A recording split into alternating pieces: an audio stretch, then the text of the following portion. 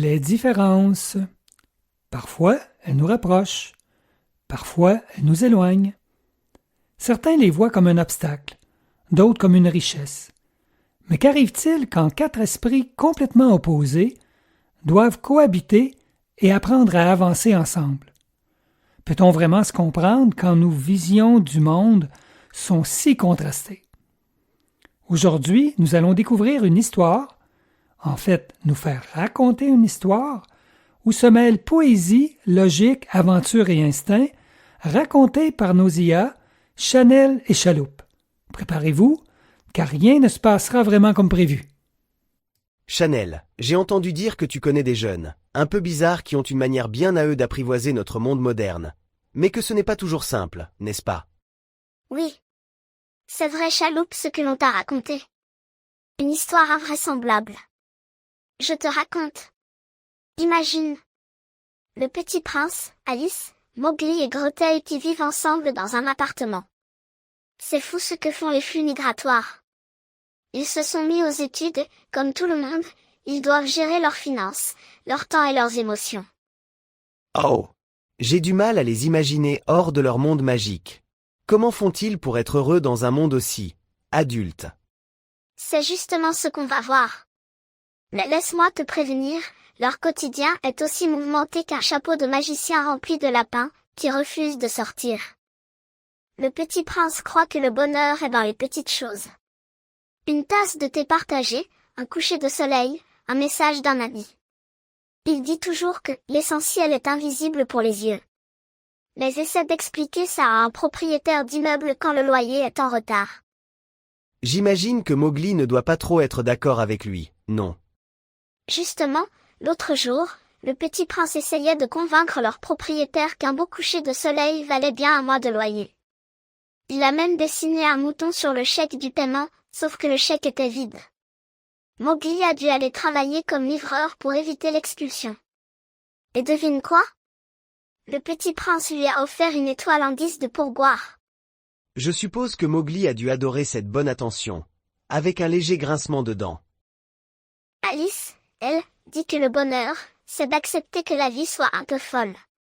Elle trouve fascinant que les adultes veuillent tout planifier. Elle adore se perdre sur YouTube et acheter des objets farfelus sur Amazon, juste pour voir ce que ça fait. Un peu comme commander un oreiller en forme de croissant géant et se rendre compte qu'il fait la taille d'un ongle. Exactement. Et une fois, elle a réservé un billet pour un endroit mystérieux, sauf que c'était juste une station de métro qu'elle n'avait jamais visitée. Elle est descendue du train avec un air solennel, prête à découvrir un nouveau monde.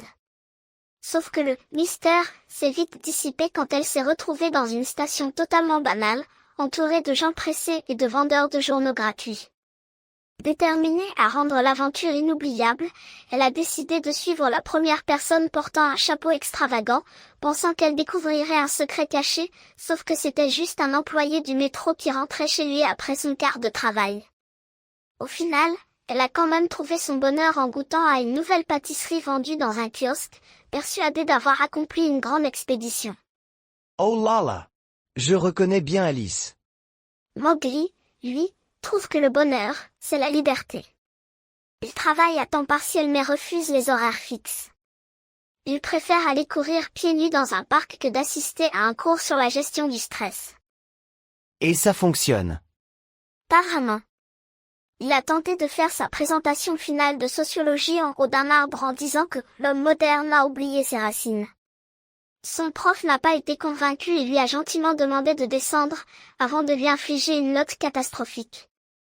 En guise de punition symbolique, Mowgli a dû rédiger un essai de 10 pages sur l'importance des structures sociales dans les environnements urbains. Il a râlé tout du long, affirmant que les loups n'ont jamais eu besoin d'écrire de dissertation. Mais ce n'est pas tout. En dehors des cours, Mowgli travaille à temps partiel dans un zoo, où il est censé nourrir les animaux et aider aux visites guidées. Le problème? Il a une légère tendance à ouvrir les enclos, juste pour voir si les animaux ont envie d'être libres aujourd'hui. Un jour, il a laissé un groupe de singes se balader hors de leur enclos, affirmant qu'ils voulaient simplement explorer la jungle de béton. Il a passé l'après-midi à courir après eux dans le parc du zoo, et depuis, Ses collègues le surveillent de très près. Mais lui, il continue de dire qu'il communique mieux avec les animaux qu'avec les humains. Pas facile avec ces humains. Gretel croit que le bonheur se construit après les épreuves. Elle est la seule à tenir un budget et à préparer des repas pour tout le monde. Si on la laisse faire, elle pourrait transformer leur cuisine en bunker prêt à affronter une apocalypse. Et parfois, son instinct de survie va un peu trop loin. L'autre jour, elle était persuadée que leur voisine du dessous était une sorcière. Pourquoi? Parce qu'elle portait toujours un châle noir, avait une étrange collection de bocaux d'herbes séchées, et chantait des incantations le soir, qui, après enquête, étaient juste des chansons nuages. Convaincue qu'elle était en danger, Gretel a appelé le 911. 911, quelle est votre urgence? C'est une question de vie ou de mort. Ma voisine est une sorcière, je l'ai vue préparer une potion.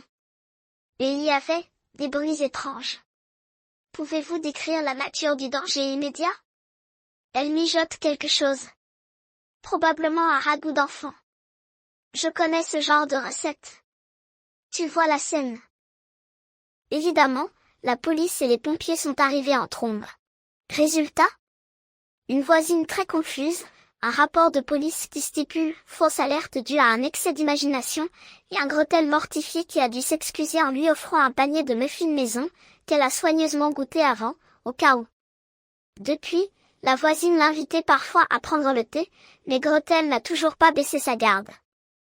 Elle doit souvent rappeler aux autres que l'argent ne pousse pas sur les arbres.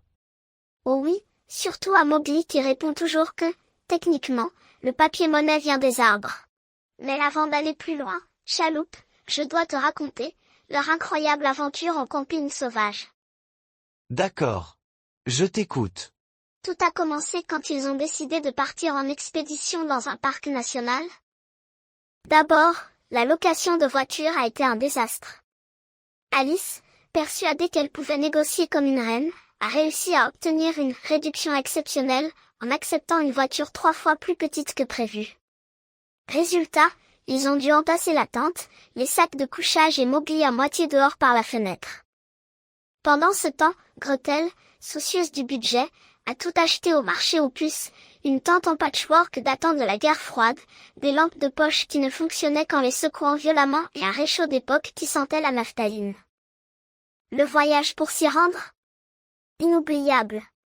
Alice, au volant de l'auto, a cru bon de prendre un raccourci à travers un champ de vaches.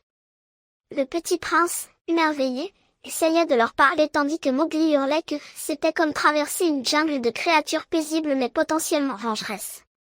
Ils sont finalement arrivés sur place, après un détour par une station-service où Gretel a refusé de payer une bouteille d'eau à prix exorbitant, préférant boire directement dans un ruisseau voisin, avec des conséquences digestives discutables. À l'installation du campement, le chaos s'est intensifié. La tente de Gretel a pris 3 heures à monter, car personne ne comprenait les instructions en allemand. Mowgli a décidé qu'il dormirait dans un arbre, parce que c'est plus naturel, pendant qu'Alice testait son sac de couchage en s'enroulant dedans comme une chenille et en déclarant qu'elle était prête à explorer une autre dimension. Faire un feu fut une autre épreuve. Le petit prince, convaincu qu'un feu s'allume avec des souhaits et de la poésie, soufflait doucement sur les brindilles en murmurant des phrases profondes sur la vie. Gretel, plus pragmatique, a fini par allumer le feu avec une boîte d'allumettes achetée au marché aux puces, qui a pris feu instantanément et failli réduire leur campement en cendres. La nuit tombée, ils ont eu leur première rencontre avec la faune locale. Un raton laveur a dérobé leur nourriture sous leur nez, Gretel s'est réveillée nez à nez avec un lièvre qui l'observait fixement, et Mowgli, ravi, a tenté d'attirer un ours vers eux en l'appelant « camarade de la forêt ». Heureusement, le petit prince lui a rappelé que certaines amitiés doivent être respectées, de loin. Le lendemain, ils sont partis en expédition avec une boussole achetée au marché aux puces qui pointait vers quelque part mais pas toujours au nord. Après plusieurs heures, ils se sont bel et bien perdus. C'est alors qu'ils ont rencontré le petit Pousset. Du moins, un enfant égaré qui affirmait avoir laissé des miettes de pain derrière lui. Malheureusement, un groupe de pigeons les avait déjà mangés. Continuant leur errance, ils sont tombés sur le petit chaperon rouge. Une randonneuse déguisée qui, elle aussi, était perdue et qui leur a conseillé de ne surtout pas suivre le chemin où elle avait croisé quelqu'un d'assez velu. Finalement, désespérés, ils ont dû appeler le 911, Gretel expliquant à l'opérateur avec sérieux qu'ils étaient pris au piège entre une boussole maudite, un petit pousset inefficace et un potentiel loup. Après un grand silence, l'opérateur leur a dit de ne surtout pas bouger. Après 2 heures d'attente et de discussions philosophiques sur l'existence du bonheur dans l'inconnu, ils ont été secourus par des rangers qui n'ont jamais compris comment ils avaient réussi à s'éloigner autant du sentier principal. Alice a tout résumé en disant « C'était absolument absurde, et donc formidable. » Ouf. Mais quelle aventure! Donc, après tout ça, j'imagine qu'ils ont appris quelque chose. Oh oui. Mais pas ce que l'on pourrait croire. Ce n'est pas une question de qui a raison ou tort, mais de comment, ensemble, ils voient le monde de manière unique.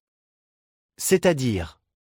Eh bien, regarde-les, le petit prince nous apprend à voir l'essentiel au-delà des apparences, Alice nous rappelle que l'imprévu a du bon, Mowgli nous enseigne à écouter notre instinct et à sortir du cadre, et Gretel nous rappelle qu'un peu de pragmatisme et d'entraide n'a jamais fait de mal à personne. Donc, au lieu d'essayer de tout faire pareil, il faudrait apprendre des différences de chacun. En fait, en mélangeant leurs perspectives, ils créent quelque chose d'encore plus grand, une manière d'avancer ensemble, avec ce que chacun peut apporter à l'autre. Et toi, Chanel, tu te situes où dans tout ça? Moi, je suis là pour raconter leur histoire. Et peut-être, un jour, comprendre un peu mieux la mienne.